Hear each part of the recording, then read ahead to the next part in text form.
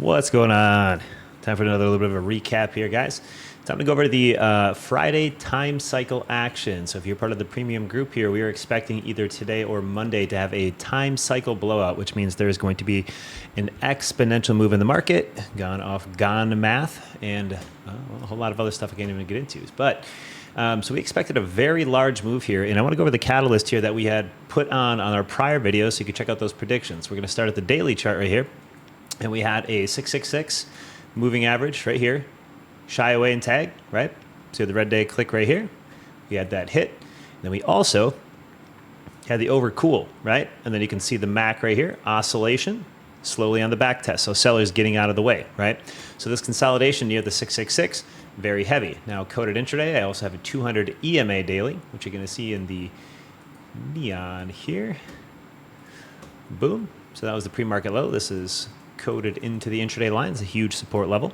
Now, we thought even in the pre-session how funny it would be to have bad jobs numbers wash us back down, come into some major support, aka the 100 fib. Again, right? This is the same weekly one we've been using for weeks, using predictions off the 420.74. You can check out those videos, man. And we had an opportunity to bounce there. Well, you can look at that confirmation. We had a pre-market slide on data, higher load directly on the Fibonacci after 200 hit, right? Nice slide. And what we usually do is when we have an abrupt data move, we go to the 1 minute. We usually trade off this because it's just a little easier to navigate the harsh conditional move. So we have a gold level recovery trend here. This is a multi-decade trend line that goes back to the 90s for us. And we had an opportunity to bump into that at open, come back down, find Fibonacci support. So you see right here, support.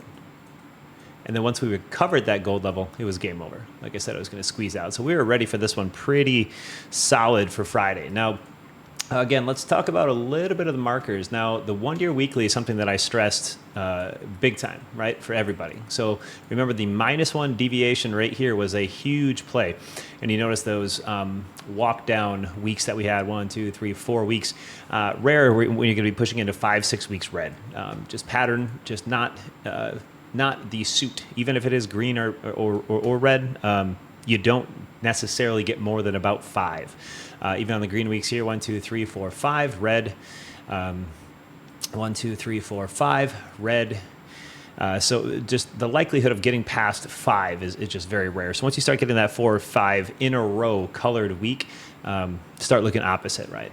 So into the daily. Now, where are we going to go, right? Everybody wants a prediction where we're going to go. Well, since we had our time cycle, we have a temporary long side. I have a couple things to cover as far as anchors, okay? So, you know, we do use the anchor VWAPs. Check out my partner Connor's channel at Boiler Room Trading there if you want to see some of the exponentially awesome ways he uses these. But for us, it's pretty basic. So this is the SPY weekly, okay? And the all-time high is where I anchored this anchor VWAP. Now, we have extensions, right? And we always say if we come up to the one extension, right? Here's the +1. For lack of a better drawing, here's the -1. And then here's the VWAP center, okay? So if we lose and find resistance and break through, which we did right here, lower high and fail, we have a very high probability chance to reach the center, just magnets back, right? So once we lose the top, break, next support is center, where the VWAP is. And that's exactly what happened here. Very simple. I'm going to come and look at this. Zoom in. And our orange circles represent gone math for our time cycles. So this is on the daily chart where these cycles permit. Now, we had that cycle coming into Friday, potentially Monday, and that's what we're waiting for. But the big key right here was the VWAP center, right? Nailed that sucker right on that weekly. So let's move into the daily now and go for those predictions, what everybody's waiting for here for our next trick, right? I have a short-term anchor, okay? I'm going to zoom this up a little bit here. This is what that looks like. And I started it from right here, pulled that anchor down. Now, the reason I started it from the first Friday, September 23 there was because that was the initial no gap tag. Algorithms speak to each other, and they talk, and they have gaps, dojis, moving averages. Whenever they tag something, they have a very reputable data set where you're going to want to utilize that. So here's an unfilled gap, right? That's an unfilled gap that we have on the market on the gap and go. It washed out. We played the long all the way back to gap tag, right? And the first tag initially on a gap, it usually fails, okay? High probable chance. Nothing's guaranteed in the market, but very high probable chance. Now, you see on the temporary now, we have the blue lower, right, and the center. What did we just cover on the weekly? When we lost the +1, we came back down to the center, right? Now, inadvertently, if we recover this low anchor right here, we have an opportunity to push to the center. Now look at the center. This is going to be really weird. The reason I started the anchor here was because of the gap tag, right? And now once it's inside the -1, it can push to the center. Now look where the center is, right? It's a little interesting. Here's another unfilled gap, right? So what is that going to do? That's going to create a magnet to the upside. So once we keenly come above, right? So you see my Fibonacci body of the daily here. So we got our big daily time gone cycle candle, right? Not a short squeeze. This is just math, man. We've seen this coming.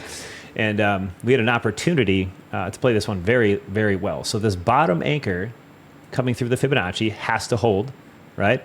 And then we're going to magnet up. We're going to hit the 1618 and then up to this gap. This is the magnet right here, the gap. So this center, as it calculates in the coming days, coming down, might come down and meet us. Who knows where? We know how fast we're going to go up here. We could just plow straight up to the gap, tag right here, and come back down, and then go for the next move. But the move in question into the next week and a half, 2 weeks here, is the one where we recover the lower anchor and magnet 2, 1618. So we're going to go 434.20, and then into the no gap fill or fill. We'll see what it does. But right here and center. So we're going to be looking for the short-term center where we did an anchor VWAP from here all the way down, and that's going to be our magnet. It's going to be as easy as that. So the Fibonacci is going to play out like this. Two scenarios. Now, if the Gann cycle is very strong and it barely dips back down and creates a candle kind of into the fibs, you're going to be looking for our golden standard. Does it hold above the 50 retracement of the daily candle of the breakout? There's the breakout. Does it hold above the 50? 425.75. That's the 50, right? So in between there, we call that the golden pocket, okay? In between the 61.8 fib and the 50% fib. So if this holds on, right, breaks out over the 100 fib, 429.53, we have a great chance to go 434. That's the 1618. Then if it goes a little bit past there, we have the unfilled gap, which is the bonus round, okay, and the center. So we have right now probability of holding 426 area, launching to 434, and potentially, 437-ish. That's almost 100 points on the futures, okay? So be watching this very close. The last couple time cycle calculations that I came up with were very abrupt as well. So you notice, just to go over a couple of these, look at these. Here's a time cycle. Change a trend, boom, boom, boom, 5 days worth, reversed. Here's another one, time cycle, huge gap up, change a trend, boom, boom, boom, boom, boom. Next cycle day, gap again, boom. You see these time cycles that I calculated with Gann math are potent. And here was our last one. We were on an uptick here, off anchor, and then big red day right here, Gann cycle, what happened? Continuation, poof, poof, gap, big, big, big. And then it completely washed out. That was the volatility of August to September that we were looking for. Anything under the 50 SMA daily, short all August, short all September, go back long October, right? That's the sentiment. Now, this Gann cycle right here, you're just getting started. It's literally day one, okay? Huge piece of the puzzle. So what are we going to look for? Well, I don't know if we're going to get a run up in futures overnight and start gapping and flying up as fast as it possibly can. Could it happen? Sure. But I would prefer us stay in the range of the daily, find some good support, and then walk it back up. Either way, we're going to stick long biased. I would definitely sell some puts within the next 2 weeks out, week out minimum, if you guys are looking at it. ES, SPY, doesn't matter what you sell. But the 38.20 right here, I highly doubt we're going to close under that in the weeks coming. So 424.86 and under is going to be a very good put premium to sell. So I'll be selling down here, collecting premium. And we're going to be day trading this all the way up to the gap. Doesn't have to fill, just has to tag. We're still looking at almost 100 futures points. Okay. So that is going to be our technical analysis prediction. Let me cover the VIX real fast. So some of those indicators on Friday, I do want to talk about how we seen intraday, what we seen coming, right? So the volatility index had that massive pop up on data, and we said 1958 for us, but it got trapped and it just launched itself down. Now, some of the things that I know where the VIX might be failing temporarily, we have a lot of gaps now in the 5 minute, these little algo gaps here. They might come back and fill, not very fast, but within the next week or two where we want to stick long. and kill it. The deviations, which we always play here, I'm going to get to the daily chart here, played a big part in the exhaustion of the VIX. Okay, so remember now, VIX had already put in, again, people say you can't do technical analysis on the VIX. I find it very easy to. Here's a high, here's a lower low on the RSI, breaks up, lower high, and lower low again. Okay, that's very easy. We've seen the oscillation on the MAC, buyers stepping away, right? Histogram was already coming down. We have smaller buy waves, small, small. RSI, low, obviously that was a big cut, but this low, lower high. So we had days worth of this coming, right? And standard deviation wise, here's the +2. Very rare that something gets that high. So here's the half deviation, that's that dotted line. And here's the +1. Now these are the 1 year and 1 day and 1 week. 1 year. Okay, so those are the two deviation lines you see right here. We'll go back to the intraday so we can see them a little easier.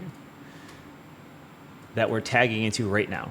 So they're labeled right here: +2 daily, +2 weekly, +1 daily to the year, and +1 weekly. So 365 days of time, and candle representation is 1 day, 1 week. Now, they're pretty close to each other, but I just like to use them as a pair.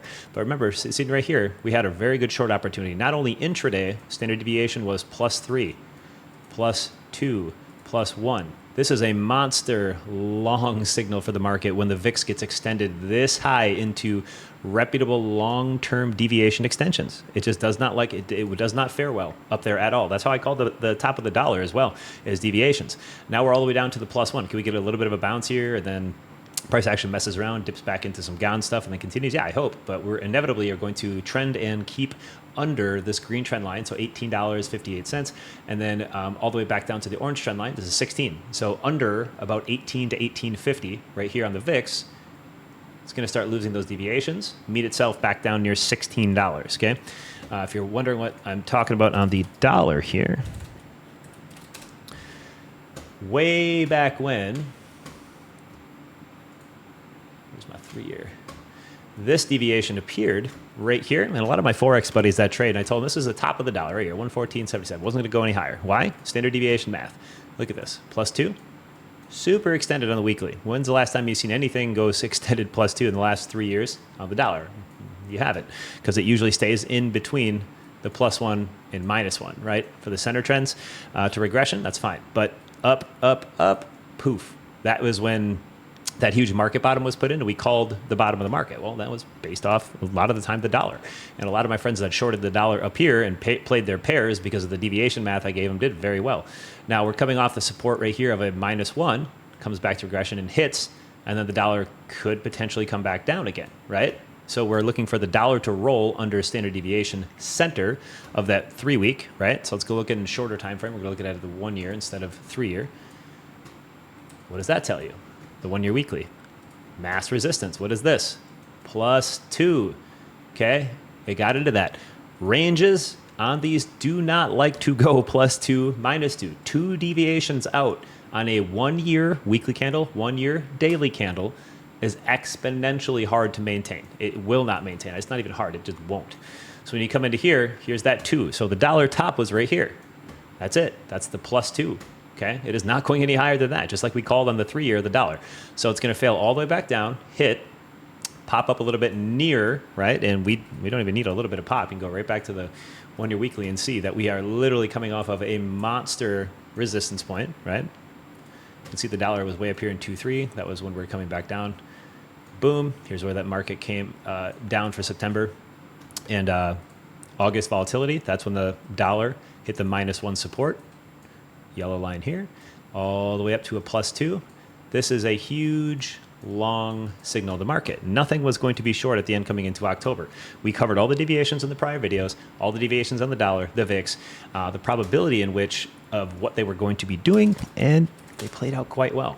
So for the prediction final for the market here, we are going from a deviation -1 weekly on the 1 year back up to those gaps on the daily, and potentially half deviation, I think, pretty easily. So I think we're long biased all the way up to the half deviation of 437.73. That's pretty much guaranteed. I'll be selling puts all the way down here for the next couple weeks and for the temporary rally. Now, I'm not talking about a full-on rally goes back up to All-time highs, could it? Absolutely. But will it?